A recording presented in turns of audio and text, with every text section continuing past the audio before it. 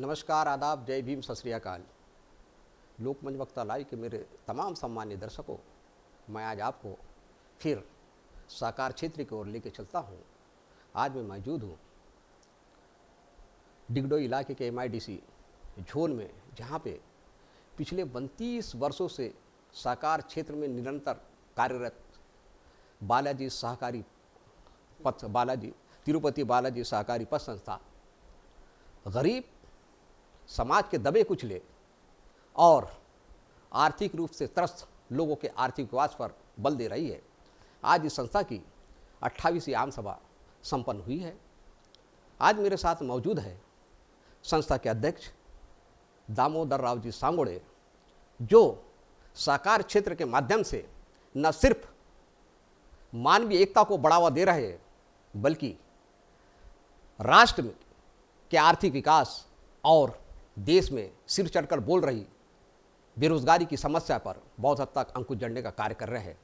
तो आइए मैं आपसे उनसे मुलाकात करवाने जा रहा हूं। सांगोड़े साहब, लोकमंच वक्ता लाइव में आपका स्वागत है।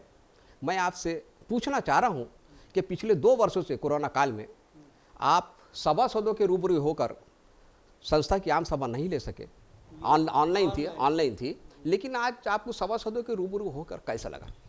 अच्छा लगा। 2 साल के बाद मेंबर को बुलाया, यानी सभासद को बुलाया और उनकी मुलाकात हो गई, आमना सामना हो गया 2 साल के बाद। अच्छा, संस्था में ऐसे कोई प्रस्ताव जो थे, आज जो विषय थे सभा के, जिसमें आपके कुछ पारित हुए या उसमें भी कुछ कठिनाई आई है सभासदों के बीच, कुछ ऐसे बात है? और ऐसे संस्था की ऐसी कौन सी योजनाएं जो आज आम सभा में पारित हुई है, उसके बारे में भी हमारे दर्शकों को बताइए। हमारे जो संस्था में है, आज का विषय में हमने लेआउट लिया है संस्था का, और वो लेआउट मेंबर लोगों के लिए जो सभासद उनको ही बेचना है। ये सबसे बड़ा प्रस्ताव था। रेगुलर काम का तो था ही, लेकिन ये सबसे बड़ा था। देखिए सांगोड़े साहब, पिछले 32 वर्षों से आप निरंतर सहकार क्षेत्र में कार्यरत है और संस्था को तरक्की की राह हमवार करते चले जा रहे हैं। आपके हौसले, आपके जज्बे को मेरा सलाम। लोकमंच तलय आपको सलाम करता है। यकीन हो तो कोई रास्ता निकलता है, हवा की ओर भी लेकर चलाक जलता है। तो आप मुझे ये बताइए कि पिछले 2 वर्ष कोरोना काल में जब तमाम उद्योग धंधे बंद थे, ऐसे में आपने संस्था को जो चलाया और उसको रखा बरकरार, और निरंतर आज भी इस वर्ष संस्था ये चर्चा है क्या फ़ायदे में है, तो इसके पीछे का राज क्या है? कोरोना काल में भी हमारी संस्था रेगुलर थी। डिपॉजिट वाले भी आते थे, लोन वाले भी आते थे। हम दोनों तीनों, मैडम तो रहती थे, हम दोनों बैठ के लोगों का समाधान करते थे। लेकिन ऐसा कोई पीरियड आया नहीं कि किसी को फ़ोन करना पड़ा कि डिपॉजिट भेजो, और किसी को फ़ोन नहीं करना पड़ा कि लोन ले करके। अच्छा, ये बताइए कि पिछले कोरोना काल में जब उद्योग धंधे बंद थे, तो आपके जो लोन जो थे, क्योंकि संस्था जो रहती है यहाँ पे लोगों की जमा पूंजी रहती है और उसी पूंजी को आप उनको डिसबर्स करते हैं, मल्टीपल करते हैं, तो कुछ ऐसी रुकावट लोन में, कुछ NPA बड़ा हो, संस्था कोई तकलीफ आई हो? हमने लोन लग गए से बांटा नहीं। उसका पूरा फाइल आने के बाद हम इंक्वायरी के लिए भेजते हैं, और हम कोई बड़ा लोन बांटते नहीं। उसकी कैपेसिटी देखते, उसका सोर्स देखते। हमारा जो रिकवरी ऑफिसर रहता वो इंक्वायरी करके आते, उसके ऊपर हम फाइल पास करते। तो ऐसा कोई भी आला, मेरे लगे वाला है, इसको दे दो 20 लाख, उनका है उनको दे दो 20 लाख।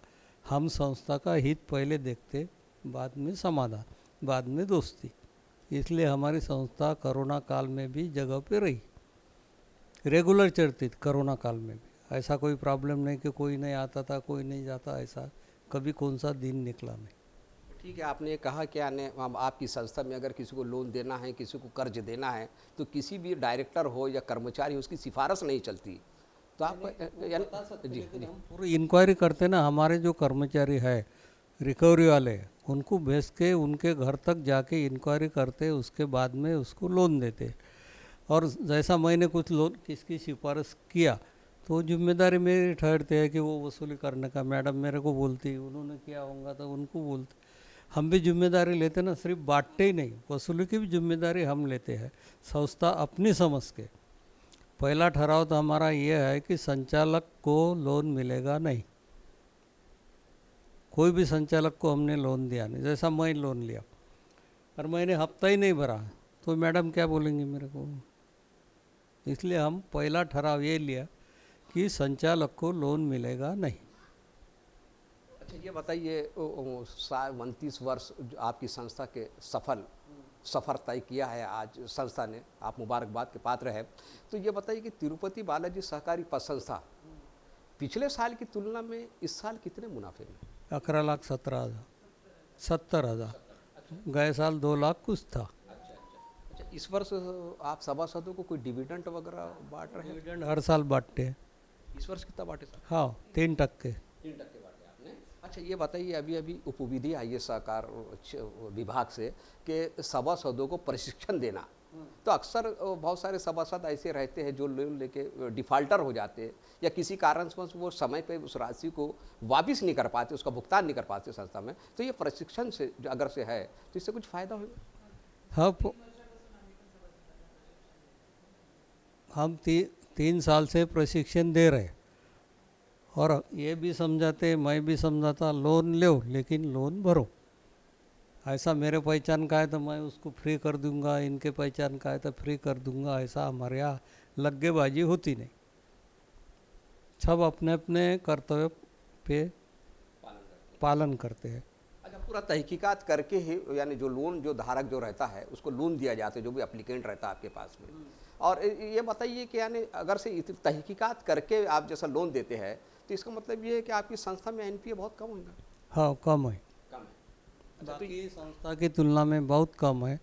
आज तक हमको कोई क्या बोलते जब्ती लेना नहीं पड़ा, कुछ नहीं। महीने बांटा तो मैं बोला तो वो भरता, 2 महीने 1 महीने तो होता है। क्या होता है पहले लोग जाते नेशनलाइज बैंक में, उसमें उसके बाद जाते बड़ी बैंक में, और जो गिरा हुआ जिसको कोई पूछता नहीं ऐसा आता सोसाइटी में। उससे उसको लोन देना भी रिस्क है और वसूल करना भी रिस्क है। इसके लिए हमको सतर्क रहना पड़ता है।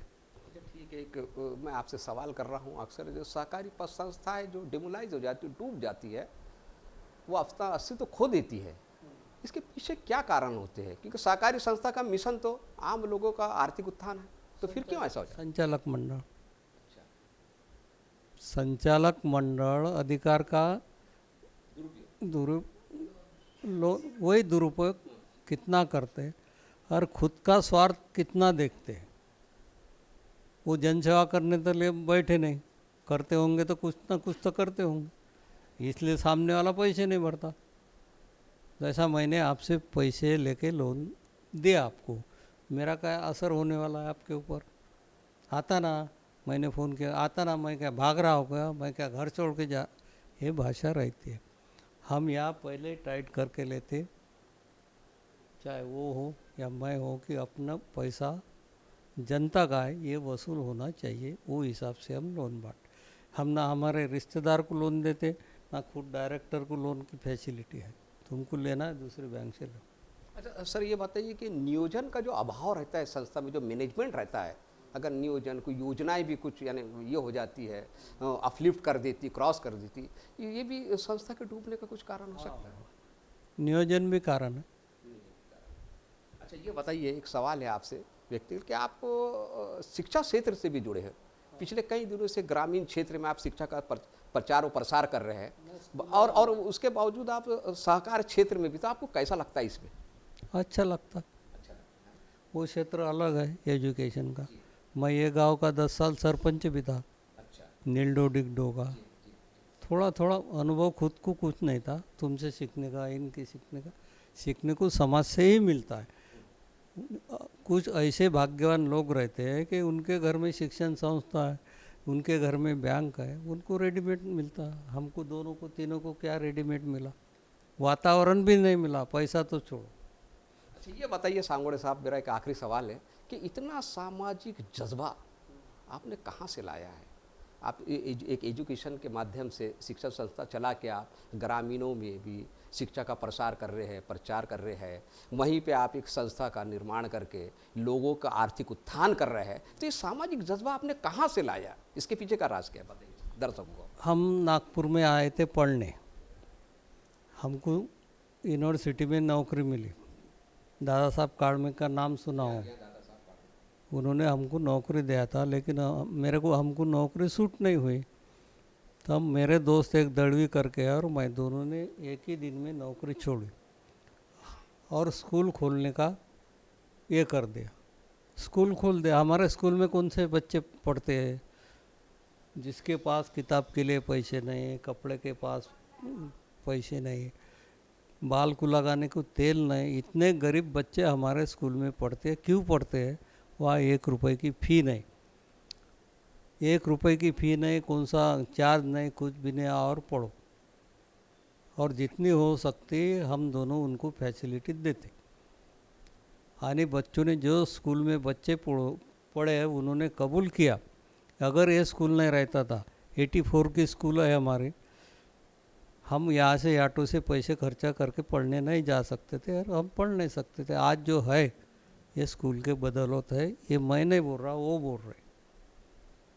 अच्छे अच्छे पोस्ट पे हमारे स्कूल के बच्चे, क्योंकि बुद्धिमत्ता उनके पास है। वातावरण नहीं था, स्कूल नहीं था। हमने स्कूल भी गरीबी से निकाले, ऐसा कोई नहीं कि बहुत पैसा था स्कूल निकाले, ऐसे नहीं। लेकिन बच्चे भी वो इससे पढ़े और आज वो अच्छे अच्छे सर्विस पे है। हमको गर्व है उसका कि पढ़े बच्चे, और वो खुद कबूल कर रहे हैं, उससे भी गर्व है। उनका घर तो घर में एक पढ़ा तो सब भाई पढ़ते हैं, बहना पढ़ते हैं, सब। एक घर में एक सुशिक्षित हुआ तो वो वातावरण बदल देता ना। बाहर से वातावरण नहीं मिलता, इसलिए एक। और मैं भी खुद गरीबी से आया, इसलिए मेरे को उसका मालूम है कि क्या रहता है। एक किताब की कॉपी खरीदना क्या चीज़ होती है, ये मेरे को खुद को भी मालूम है। इसलिए वो बच्चों का दुख हम जानते हैं कि क्या तकलीफ होंगी, और हमको इसमें समाधान है। कोई बच्चा पढ़ा, उसका घर सुधरा, भाई पढ़ा, बहन पढ़े, इससे क्या समाधान होना। हम कोई भी शादी में जाते, जो बच्चे पढ़ते हो हमारे एरिया के हैं, इतने पब्लिक के सामने वो पाँव को हाथ लगा के नमस्कार। हमको पहचानते भी, हम पढ़ाते नहीं तो हम बच्चे को पहचानते, फिर पूछते क्या बोले सर पहचानते नहीं, हम आपके स्कूल में पढ़े हैं। और 84 की स्कूल है। तो ये थे, यहाँ का भी वातावरण है। कोई लीडर का हमको आशीर्वाद नहीं। हम दोनों यहाँ बैठते, ऐसा कोई लीडर ने हमको, हाँ, हम दोनों यहाँ बैठते हैं, बाकी डायरेक्टर नहीं बैठते, और मैनेजर मैडम। ऐसा कोई लीडर ने ऐसा आशीर्वाद नहीं दिया कि डिपॉजिट नहीं दिया, जाओ और करो। इसलिए हमको अभिमान है। लीडर के बच्चों ने बैंक खोली तो कोई बड़ी बात नहीं, लीडर के बच्चे ने स्कूल खोला तो कोई बड़ी बात। सामान्य घर से आए हुए दोनों हम आदमी हैं और करते हैं, जितना जमता उतना करते। हम तो ये नहीं बोलते। अब इस एरिया में 12 बैंक है। कितनी? ये सोसाइटी है। बैंक की भी बिल्डिंग इतनी बड़ी नहीं कोई बैंक। हम रहे नहीं रहे वो बात अलग है, बिल्डिंग तो रहेंगी, ये निशानी तो रहेंगी। अगली पीढ़ी तो बोलेंगी कि इतनी बड़ी बिल्डिंग है, जो आगे संभालेंगे, जिसका नसीब होगा वो संभालेंगे, वो बात अलग है। तो ये थे मेरे साथ संस्था के अध्यक्ष दामोदर राव जी सांगोड़े साहब, जिनका ये कहना है कि वे स्वयं गरीबी से निकल के आए हैं, इस वजह से उन्होंने साकार क्षेत्र में कदम रखा है। वहीं दूसरी ओर उनका ये भी कहना है कि एक शिक्षित मानव पूरे परिवार को ज्ञान की ज्योत जलाने में मदद करता है, उसके आने वाली ज़िंदगी में उसका भविष्य उज्जवल बने, इसके लिए वो सहभागी बनता है। तो उनने शिक्षा क्षेत्र में भी कदम रखा है। बावजूद इसके अलावा वे राजनीतिक में भी सक्रिय रूप से अपनी भूमिका निभाते हैं।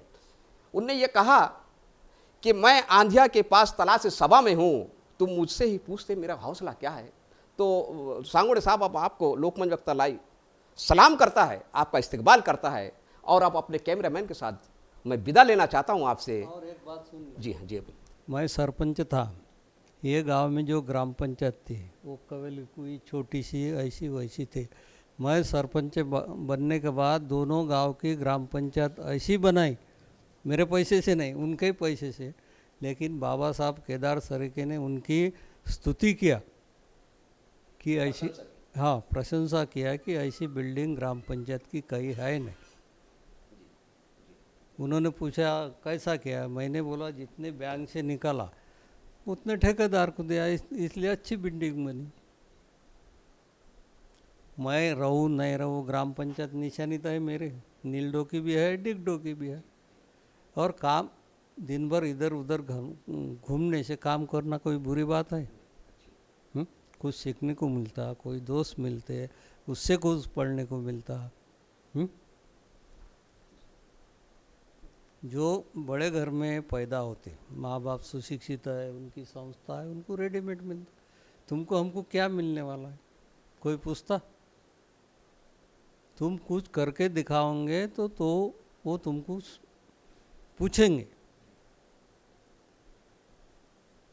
तो ये थे मेरे साथ संस्था के अध्यक्ष दामोदर राव जी सांगोड़े साहब। इनको कोई नशा नहीं है, सिर्फ नशा तो है गरीबों और ज़रूरतमंदों के उत्थान का। तो मैं अब कैमरामैन के साथ आपसे विदा लेना चाहूँगा। सांगोड़े साहब, जय भारत, जय संविधान, जय लोकतंत्र, जय साकार।